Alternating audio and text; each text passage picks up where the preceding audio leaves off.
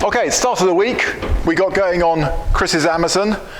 This is just for servicing and a few other things. So LED set of lamp bulbs, that's all done. And he's got a couple of rebuilt carburetors, so they're going in there with my airbox. So we've got that to do and a full service.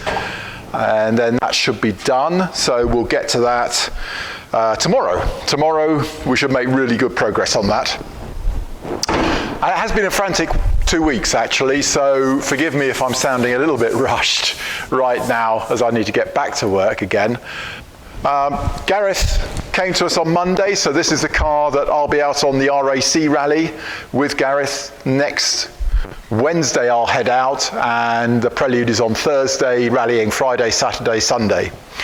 And he came down from North Wales to bring his new set of tyres.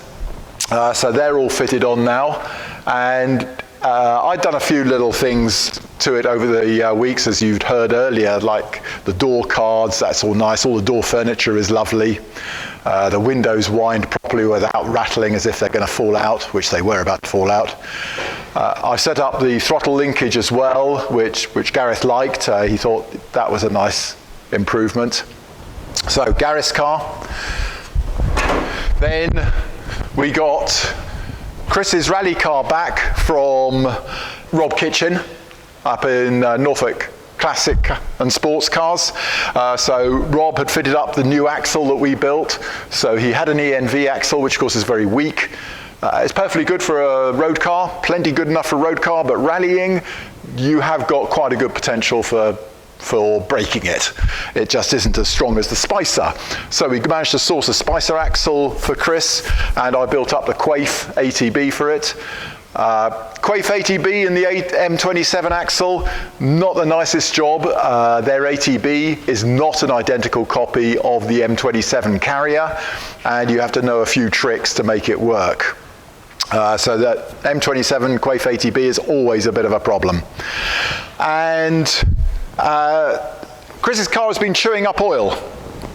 Now, we've taken the head off. We did compression checks, 13 bar. It was 13, 13, 13.5, 13.5 bar on each cylinder respectively. So that's just where we want to see one of my engines. That's good. And we then, when the head came off, put fuel down the bores to see what the leak down was, and that was very slow. So the bottom end, oh, and its performance was at 11.1 seconds, I think, which is up there with the best of our B18s. Not the best, but it's up there amongst the best. So the engine's running well, but it's just chewing out huge amounts of oil, according to Chris. So the head has now gone back to Scholar to see if they can find anything in the head that can explain why this is happening. So I'll let you know what Scholar find in that cylinder head.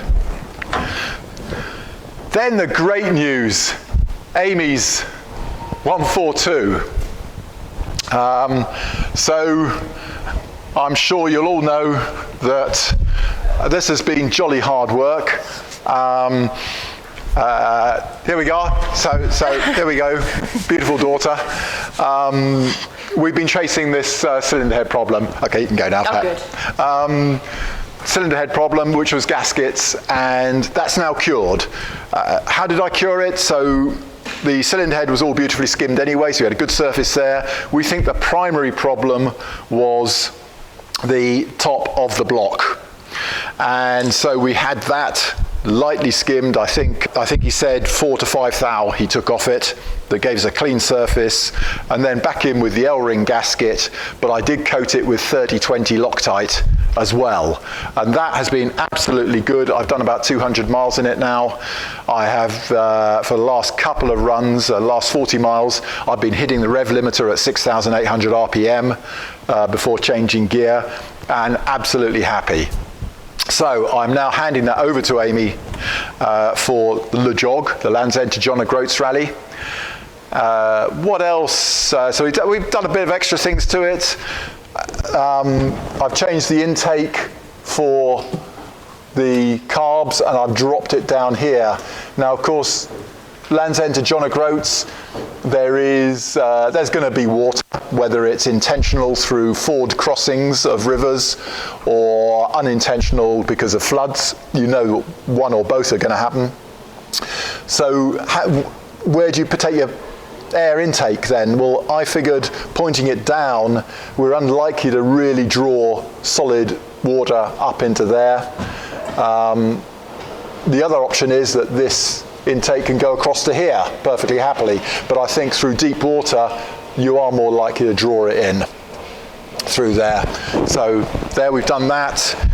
Then inside the car we have slightly modified the throttle pedal so that it's in a better position for Amy, and it was slightly too high, so we've dropped that down by 25 mil.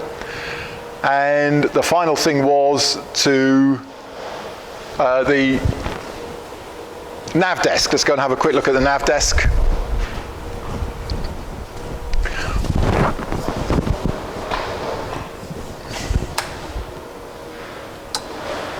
The Nav Desk, first of all, Amy and Neil like to have the remote trip readout on the right there for the driver. So Vicky at Brant's very kindly converted our trip meter to take the remote, and she did that. She turned it around in a day. Isn't that wonderful?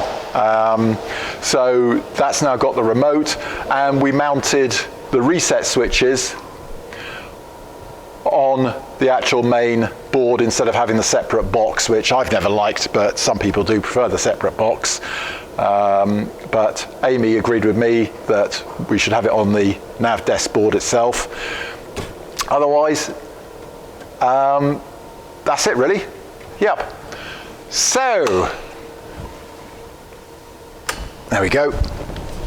What next? Okay, so we're waiting on the rally car's cylinder head before we turn that around. Obviously Chris's car I've got to get to grips with and really get all his shopping list sorted out. That'll only take me 2 days, so I'll probably work over the weekend again to try and catch up some of the time that my beautiful 142 has taken up.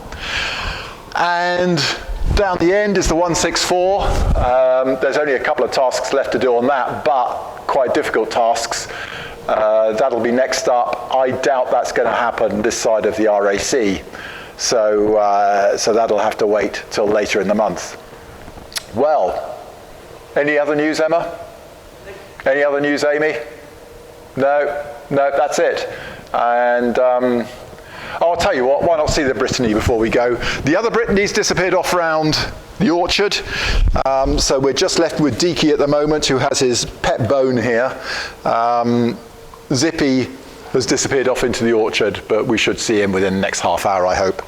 Go on, I know, nobody's going to take your bone away from you. They aren't. Okay, thank you very much. We'll talk to you next week, which presumably will be an on-location recording via my telephone. In fact, I need to ask Amy how you record on your telephone without it being mirror image. Thank you very much. We'll talk to you next week.